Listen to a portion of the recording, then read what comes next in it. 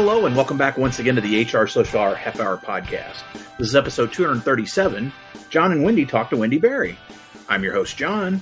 And I'm Wendy. How are you, John? Wendy, I am well, and we are well into the month of September. Yep. Once again, this episode is being sponsored by our friends over at Namely. Thank you, Namely.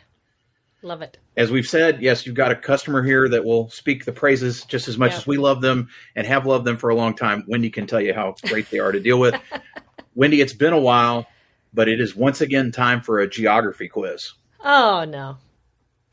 We talked about in the last episode that we are getting close to that 150,000 download mark.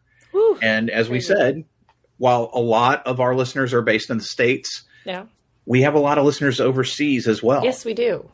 We did this in the spring, I think. Okay. I think you're going to be surprised at this one because the top 5 has changed from then. So now as of August, so this is just strictly the month of August. Okay. What do you believe are the top 5 countries outside of the U.S. as far as downloads go? Okay. I do not remember what they were the last time we did this. So, top 5. Well, it seems like we just had a bunch downloaded from Saudi Arabia. So I'm going to say Saudi Arabia. Australia. Well, I'm going to throw some random ones out there maybe too. Let's say England. Okay. Germany. And Mexico. Okay. And you want to go with that order? Yeah, let's do that order. What the heck? You did okay. I did okay. Well, I didn't fail. I think, though, this one has a major surprise in it, which blew me away as I was looking at it. However, for the month of August, outside of the U.S., last month was our lowest month ever in terms of just U.S. of the overall number. We were under 70% downloads in the U.S. Oh, my goodness. Which, when we started, we were like 90%. Right. So thank you, international listeners, for helping us continue to build this international community. The number 1 country outside of the U.S. was Canada. Oh, I should have guessed. We thank all our friends there. Yes. Saudi Arabia, number 2. Ooh, moving up. So I believe we got a new listener there that downloaded the entire catalog. So we hope you're listening to this episode. Thank you, listener. Number 3, our friends over in the United Kingdom. Okay. Number 4, India. Oh, I think... typically is in our top 5. Yeah. However, this has never been in the top 5. And this is one of those kind of like Mongolia that I get really excited when we see. Number 5 is the Lao People's Democratic Republic. Wow. Thank you to our friend there, or friends. Yes. In the Lao People's Democratic Republic. Wow. This is so much fun. We've talked before about how in the old days I would text you, like I would be like, where's Carmen Sandiego? Like every time we got a new country, because we used to be able to see like in real time where people were downloading from. We can't do that now, unfortunately, because of that silly GDPR. It's made it harder, but we do want to thank all our international listeners, particularly though this month, just to recap, Canada, Saudi Arabia, the United Kingdom, India, and the Lao People's Democratic Republic. How about that, Wendy? That's awesome. I never would have guessed Lao. That would not. I don't think so either. I am surprised I forgot India because we do, have some great listeners there. That's cool. I love seeing that. It blows me away, quite honestly, that people who, English isn't likely their first language are listening to us. We do appreciate it. We are always happy to talk to you, as we say we'll say it at the front in case you don't get all the way to the end. Yeah. Contact us particularly if you're in the Lao People's Democratic Republic. I would love to talk to you. And if our friend in Mongolia is listening, please reach out to me. I would love to talk to you because that is still, to me, one of it's all cool. And cool. When we get to look at that map, the only landmass we still haven't hit is Greenland. But based on what I've seen out of Greenland, I don't even know if there are HR people there. There's so few people. I don't know. They may not have the industry there. If you know somebody in Greenland, we put that out before. If you know somebody in Greenland, get them to listen to one episode. Just one. And then we can say we cover all the land masses because they don't count Antarctica on the map. Sure. Because there are even fewer people there. Right. That makes sense. Enough geography lesson. Yes. You had Wendy on Wonder Women a while back. And I haven't seen Wendy in forever, so I'm really glad we were able to make this happen. Let's make the introduction and get started. Yes, super excited to welcome Wendy Berry to the show. She uses she, they pronouns. She is an HR director for a nonprofit, a city council person in West St. Paul, Minnesota, and a parent of 2 ruckus-raising boys. Wendy, welcome to the show. So pumped to have you here. First question, what's in your glass? It's a cold Remoga Freeze from Costco because I earned it after that trip to Costco today. Oh, Costco. Bad. We love and hate you. Right. I thought people went for the pizza and what's the turnover, the Costco roll. What's the thing called? Chicken. Oh, yeah. The bake. Chicken bake situation. Yeah. Chicken bake. Yeah. Okay. Well, I don't know. We're not a Costco family, so I'll just take your word for it. It's one or the other. I get it. You can't do both. You can't do Costco and another. No, I get it. Wendy, like we said, you appeared on Wonder Woman back in February 2019. And I'm trying to remember because I listened to those shows. Wendy was editing them at the time, and I would listen. I don't remember, though, in that conversation, did you all talk about how you got your start in HR? And if not, how'd you get your start in HR? Gosh, I don't remember if we did or not. Mine was by accident, of course, right? I was doing sales, and I was not good at it at all, and so I got fired. That's fine, right? That's the story. So I got fired from the HR department. But then I was just like, I needed a job because back then unemployment didn't last all that long. So I'm just blind applying to everything. That looks good. And I get a call from a staffing agency and come in, interview for the job. I'm like, yeah, I mean, I can do that. That sounds good. And had like 2 or 3 more rounds of interviews. It was really intense. Then I met with the CEO and she wanted to run like my astrological birth chart. And I'm like, wow, this is really weird, but cool. Whoa. Because I didn't know. Right? Wow. Astrological charts? It was wild, yeah. She's like, what's your sign? I'm like, I'm a Pisces. And she's like, oh, what's your rising sign? I'm like, I don't know. She's like, well, when were you born? I'm like, I don't know. She's like, well, where were you born? She's like, had all these questions. And she's like, well, what I'm going to do is I'm going to tell you, just go to astrologycenter.com and plug all this in. It's really great. I'm like, yeah, cool, okay. But I got the job, right? So cool. So it was a staff, I needed it. I'm there. So I was recruiting, right, in a staffing agency, super high volume, loved it, just loved it. But so it was definitely weird and by accident, but worked out. That is, and I know more about my astrology than I ever did before. Yeah, it was great. Okay, yet another person that came out of the staffing industry. Thank you. It's always nice to meet another person. Hands down, nobody has ever said they got asked their astrological sign as part of the pre-employment process. Holy cow. It was good. It was great. 5 years there, right? And it was great. There were more weird things, right, with the CEO, and because it was just her company, she just did what she wanted, and we just let her roll with it.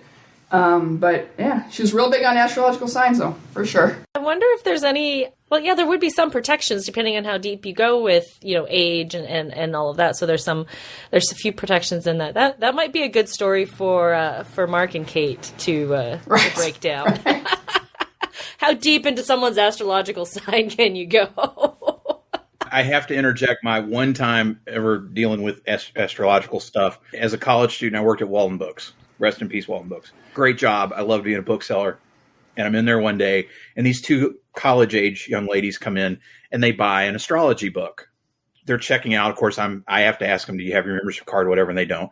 And they look at me and go, oh, what's your sign? And, of course, stupid John just goes, stop. So then, you know how you have pieces of flair for your outfits, right? Well, we had name tags, which I still have mine all these years later, and it has John, and one of my peers got me a stop sign sticker, which was on my name tag. That's pretty good. I wasn't thinking, Wendy. I wasn't thinking like, oh, these young ladies might be interested in something, out extracurricular, but no, I just said stop. So much for that. Oh, wow. All right. Well, Wendy, now you are heading up HR for Rainbow Health, which is a nonprofit.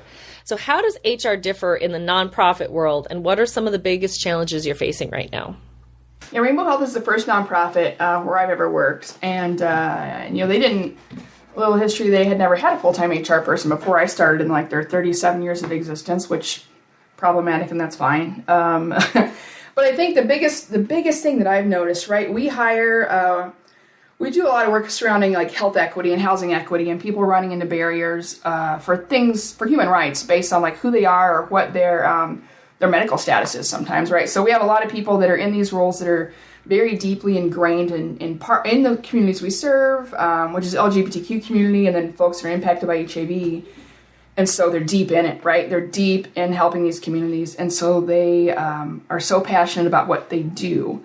And I've never worked in any environment where people have been so passionate. And they're really needy because of that in a good way, right? They're exhausted, they're tired, they want to make sure everything is right with the world. And they're great humans. It's a lot more in-depth work with one-on-one folks than I've ever done before. And it's fun, it's great, and I love it. It's just, I'd never experienced such.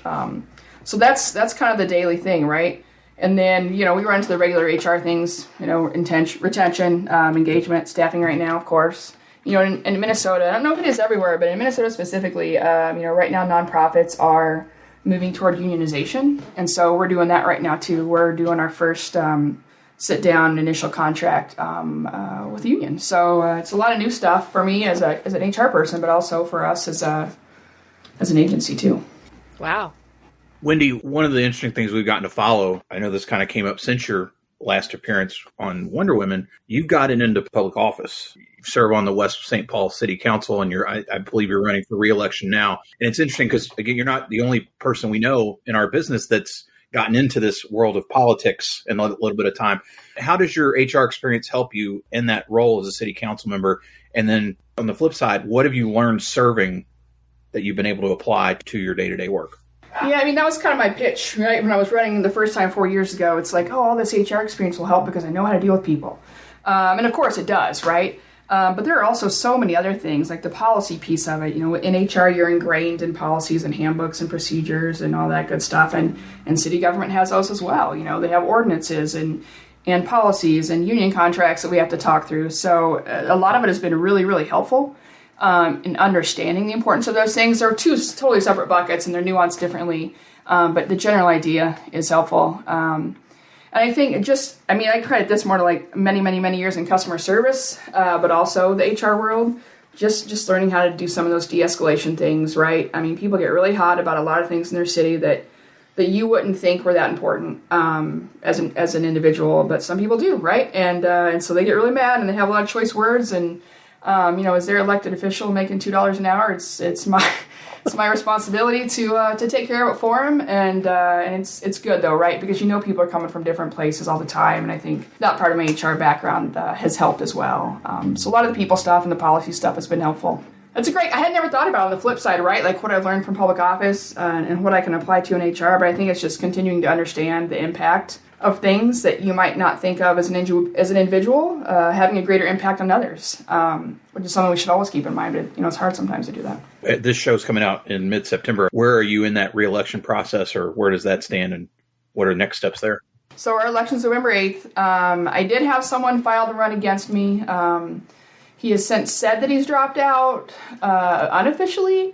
And there's no way to get your name removed from the ballot this late in the game, right? Because people are requesting early ballots be mailed out. So he will show up on the ballot. So I still kind of have to, do the gig, the door knocking and the metaphoric kissing babies and shaking hands kind of stuff. But nobody does that now with COVID. So right. It's fine. So I still have to do that. And it's weird because, feels like people should just be able to cross his name off the ballot if he doesn't want to run. And there are enough people that will do whatever it takes not to vote for me, which is fine. I love them too, and so they'll vote for him, and so they'll probably get a good chunk of votes, but it's just annoying that it is. I even have to think about it. So, Wendy, as a member of the LGBTQ plus community, what do you see employers getting right when it comes to employee engagement within that community, and what do you think is one thing they could do to start improving it? That's a great question. Where I work now, it's been the most inclusive environment I've ever worked in for the queer community. But it's because that's the work that we do. And we go way, way above and beyond. It's bonkers and it's great and it makes me feel good when I go to work. But I also know that not everyone is made out of that environment. I think when I see higher level officials with like their pronouns, for instance, in their email signature, it takes them 2 seconds to do that, but it makes me, as someone from the queer community, it makes me feel good, and like I can be who I want and use what pronouns I want because it's just how it works, right? It's how it works here. I think that there are some things that are really easy that people put too much thought into, and it's like you don't need men's and women's restrooms. You don't. People are going in to use the bathroom and hopefully wash their hands, and that's all we need to worry about. And so just when you redo a building or you move into a building, just yank down the sign that says men's and slap up an all gender thing, right? It's not that hard. It'll cost you like $2. And so they're just little things like that, right? I mean, I enjoy when people talk openly about their families. I enjoy when I hear other queer folks talking openly about their families, and I think that's a pretty good indicator why it's important to have queer folks in positions like management or marketing or communications or something where you can see and hear them regularly talk about their life. Just because it's just more inclusive. And I know there's a lot of pushback where people don't feel comfortable talking about their family because they don't want to be outed, and that sucks, and we can do better, especially as HR people. And just little human things that can be done. It doesn't have to be gigantic demonstrative things, because nobody wants to see, the pride flag on your company logo for 30 days and then never hear about it the rest of the year. That's not a great thing to do. It's a great start, but you got to keep the conversation going.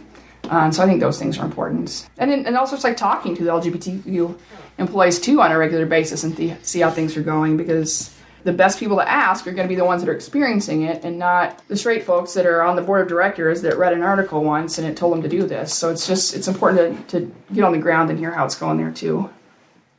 Wendy, one of the things that we've done over the last bit of time is outsourcing questions to previous guests, because it helps us be able to do other things and carve out a little bit of time for ourselves and our families. And in this case, Heidi Pancake asked, what do you believe is your greatest personal accomplishment? It's a huge question. That's a huge question. I was talking to my wife about it a little bit, and I was like, what if I said it was teaching our 7-year-old to make tacos? And she said, does it have to be HR related? I'm like, how are tacos not HR related? And so we had that conversation, but I don't know. I mean, the city council thing is a pretty big thing. 30-year-old me, 38-year-old me, my entire life never thought I would be like an elected official.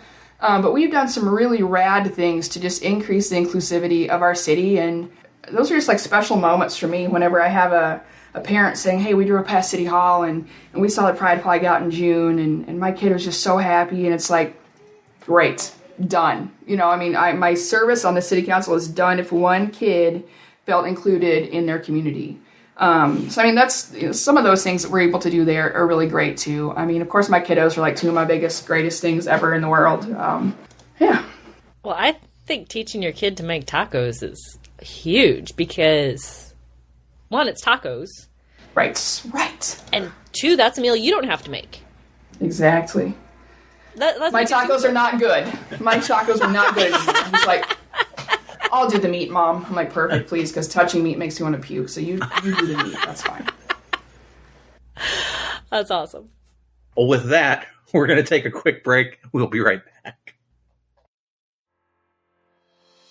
This episode of the HR Social Hour Half Hour podcast is brought to you by Namely. Running HR for a mid-sized business means you hire, onboard, process payroll, keep up with regulations, resolve conflict, organize company events, the list goes on. You need software that can keep up with all you do so you can focus on keeping your employees happy and engaged. You need Namely, the all-in-one HR solution that makes life easier for your employees, your management, and you. Namely's HR platform covers your essential HR and compliance needs all in one place. Namely offers it all, from onboarding and payroll to time tracking, benefits, employee engagement, and so much more. Whether you have 50 or 1,000 employees, Namely's all-in-one integrated platform is designed to be used by everyone every day. Namely just rolled out their newest feature, Continuous Feedback. Now you can encourage and engage employees by giving feedback on an ongoing basis. Break away from traditional point-in-time review cycles and make feedback part of the day-to-day employee experience. We want you to build a better workplace with Namely, so we've arranged a special offer for listeners. Right now, get a free month of unlimited access to Namely's all-in-one HR platform. Go to namely.com/HR Social Hour to learn more. Thanks again, Namely, for sponsoring the HR Social Hour Half Hour podcast. Now, back to the show. And we are back. Wendy, it is now time for everyone's favorite part of our show, the half-hour question connection. So, first question, what career did you dream of having when you were a child? When I was in second grade, my grandpa got a brain tumor, and he was really sick, and he wound up dying, right? Sad. But then I was convinced that I was going to be a neurosurgeon. I was like, all in, going to operate on brains. And even went to the point where we got to meet with his neurosurgeons, and they showed me all these things, and they gave me this coloring. It was intense, right, for an 8-year-old. But I'm still all in. And then at middle school maybe, and I was like, God, I hate science. And so then it just wasn't going to work out. So that dream shifted, and went through some different reiterations before we got to, the HR world. That's pretty intense. Brain surgery there's certain personalities that can do that. Like, you know what? I'm going to cut open somebody's head and mess around in their brain. I can do that. It's a lot of pressure. Yeah. It's fine. Did you start to say they gave you a coloring book? They did. It was like all the parts of the brain, different coloring, and how the brain is in the nerves and controlled everything. And it was really cool. But yeah, I mean, it was a lot. I'm impressed that exists. Right. You know? Now it's on a tablet. You can do it with your stylus. You can color it in. Wendy, who's one person you've gained your network in the last year that you think more people should know? Yeah. So this is a funny question. I was thinking about this, and there's probably a lot. And the one that just keeps popping up in my head is the finance director that we just hired at where I work, in my nonprofit where I work. And never in my mind did I think, man, a finance director is a great human, because I don't understand numbers either. So I'm like, you do your thing and I'll do mine, and we'll just not talk. But she's just such a great individual, because she's like super focused on anti-racism and finance, and like what she does to monitor the finances for our organization and how we spend things and those sort of things. And it's great to have those conversations with someone that's at a higher level and is also like trying to do day-to-day work to make sure that we are combating really gross things from that perspective. And so it's just she's a unique individual, and just being able to have open conversations about those things it makes me want to thrive in my work and be better towards anti-racism. And so I just really appreciate getting to know her. And her name is? Her name is Felicia Ring. Wendy, if you could go back to the start of your career and give yourself one piece of advice, what would it be? Yeah. I think the HR piece would be like, don't ask people about their signs in HR interviews would be the first thing. I don't know. I think the biggest thing I would just continue to tell myself is like, just get to know people, right? Get to know who they are, what they do, how you can help them, because in the end, it's gonna come out to be like a really incredibly beneficial collaborative relationship. Maybe just not at work, but now you know someone important, and you understand their life, and you know what they're going through, and just keep getting to know people, even the people you wouldn't normally get to know, because they're just people can make quick impacts or big impacts on your life, and they're good to have. They just make you a more well-rounded person. Wendy, we know you're giving back to your community from the city council perspective. How do you enjoy giving back to the HR community in particular? It's a great question. I feel like I used to be a little more cognizant of that back before this political thing took over my spare time. And so I don't know that I have a good question, right? I like to chat with people about their work and how they do their work. And so it's also a good opportunity for me to like show people that HR people can be all right. Your people that are scared of the HR folks that they run into regularly. And I think just like trying to remove that reputation of HR being their principal's office, or the person you don't want to talk to, and how yes, we're here for the company, and we can also be here for employees. Every day I try to remove that overly used generalization, and I just hope that it goes away eventually. And I'll always fight that thing. Wendy, what's your favorite movie? I was trying to think of the last movie I saw.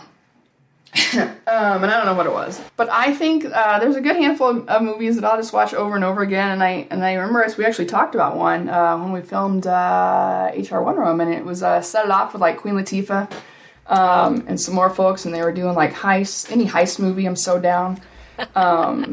I used to work at a credit union, and I would see the armored truck like backed in getting cash, and I'm like, it's heist day. And it never was. It was never heist day, but I'm all about any of those kind of movies. Have you seen Son of Man? No, do I need to? Jason Statham, Guy Ritchie directed it. Yeah, it's slow start, but it picks up in the last 15, 20 minutes. If you like Guy ritchie movies and heist movies that he makes, I liked it a lot. I think it came out a year ago, maybe, something like that. Yeah, Son of Man. It was good. I'll put it on the list of things to watch when my children are not home or sleeping or something. Yeah, definitely not family friendly. What about your favorite or the most memorable live performance you've ever attended? I think my favorite live performance was, I think it was probably 9 years ago. In fact, I know it was 9 years ago. And it was Macklemore at the Minnesota State Fair. A few things what just continues to make it so memorable is, one, it was a tornado.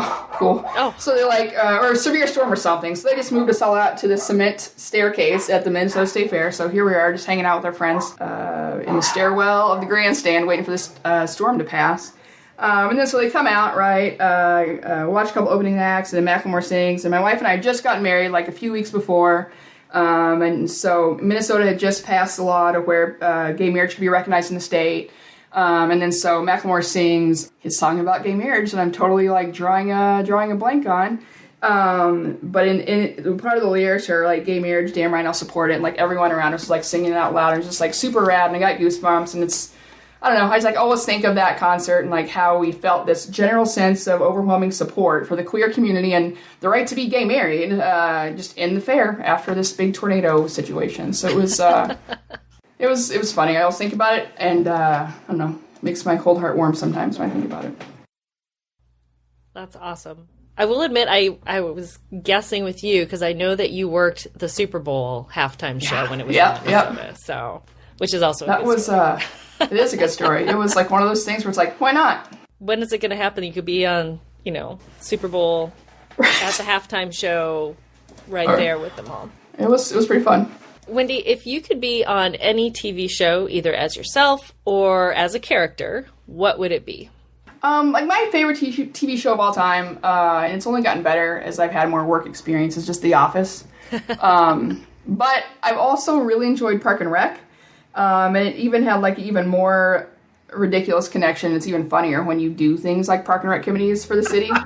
And so, because some of those things are real, man. They pulled from reality on some of those situations. And so, I would love to have like some little side character situation, just like in Park and Recs, or Park and Rec, because it's funny and I feel it, and I would love to be, slip in there in some fashion. Recently, it was announced it's going to be Wendy Berry Day all around the world. What are we going to do to celebrate? I dig it. And like literally whatever you want to do. No cards you have to feel obligated to buy. No sales that retailers force down your throat with a million emails leading up to it. The only thing that you're required to do is be a kind human. And if you can't do that, then you just can't leave your house. So that's it. That's the day. That's what we're doing. I like that. If you can't be nice, just stay home. Well, yep. I like the idea you've thought through that there would be no cards to have to purchase or sales in stores. Nobody's ever mentioned that before. Man, when am I going to get my mattress? Come on. Right. My back every other holiday. Mattress. Right. Which is just, I think that's, I remember my oldest at one point, she saw, back to school sale mattresses or whatever. And she's like, why does a kid need a mattress to go back to school? All right. Well, finally, Wendy, as you know, we are outsourcing. So if you could ask the next guest of the podcast any question, what would it be? I think, like, what's one thing you try to do on a regular basis just to try to make the world a kinder place? I like that question. Wendy, it has been added to the book. It will be asked very soon. I need to make one errata, or I don't know what's the term. Fix one thing here. I mentioned the Jason Statham movie. It's actually Wrath of Man, not Son of Man. So Wrath of Man, because I don't want somebody to tell me later I was wrong. Check it out. If you do like heist movies, not family friendly, it would not be something where you do good deeds for somebody, or that's not something better to the community. Dig it. We appreciate you so much making time. We should have done this well before now, because it's been an awful long time. I was trying to think back. I think the last time I saw you was Work Human. It's been a long time. Mm-hmm. Great conversation. Astrology and neurosurgery have never come up on this show, so you win, my friend. I don't know what, but you win because it's tremendous. I know many of our listeners are already connected with you, but for those that are not, what's the best way for them to reach you out there? Yeah, I mean, I have a blog that has been updated in like 40 years, and all my social media is linked on it. It's just wendyberry.com, but most of my social media, the username is just at the Wendy Berry. And you can probably connect with me there. The normal Wendy Berry is used by someone that never updates it, and it makes me angry. So we just went with the Wendy Berry across the board, and you should be okay there. You should do the Wendy Berry, like the Ohio State. It's a little... Yeah. I like it. I'm into it. Always sounds more fancy, I guess, when you say the. But we will have much of that in the show notes. But we'll have it there. Wendy, for you, as far as listeners to reach out, best way for them to do that? Best way is on my blog, mydailyjourney.com. And of course, second and fourth Sunday of each month, you will find me on Twitter, 7 p.m. Eastern Time, as part of our twice monthly Twitter chat. How about you, John? Once again, thanks to Namely for sponsoring this episode. Be sure to check out namely.com/HRSocialHour. If you sign up, you get your first month free when you make that switch. As for me, johnthurman.com for all things John Thurman, and for the show, hrsocialhourpodcast.podbean.com. Listen, rate, review, share, and follow, subscribe, whatever they call it on whatever platform you're listening. Be sure to do that. Help us get to that 150K download mark if we're not there already. We appreciate that very much. International listeners, we would love to talk to you about astrology. Do you practice astrology overseas? I don't know. So let's talk about that, or whatever you're doing in your HR space, or what you're doing to help better your communities. We'd like to talk to you. It is easier for you to get in touch with us than to get in touch with you. So please reach out and let's have the conversation. You know, at some point, I think you all made a joke about a Wendy Squared episode. So I didn't make it until now. Wendy Berry, I appreciate you joining us and being here for the conversation. And so for the HR Social Hour Half Hour Podcast, I'm John. And I'm Wendy. And as always, be sure to connect, give back, and network. Take care, everybody. We'll see you soon.